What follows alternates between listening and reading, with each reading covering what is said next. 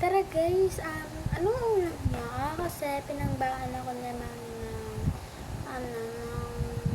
hindi ko alam kung ano pinabaon sa akin. Nakalimutan ko na kasi. Pinambaon niya pala ako ng egg kasi yun yung favorite ka. Tara kainin na natin yung egg ko. Ano yung sa inyo? Akin dilata. Masarap yung dilata eh. Alam niyo, masarap talaga yung dilata.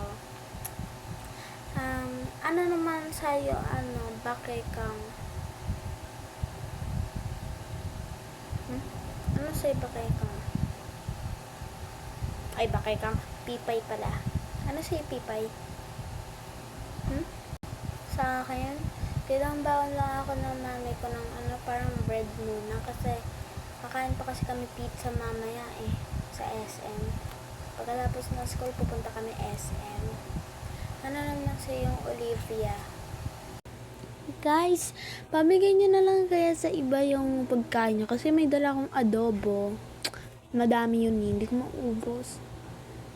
Doon na lang tayo sa house ko kumain. Total, dismiss na naman na ni ma'am. Ano naman na time pass. Pag-recess na tayo, lunch na nga lang to na yun. Tara na lang sa bahay namin. Masarap pagkain to. Tsaka water lang muna kasi sabi ni mami. Sabi ni mami yun sorry.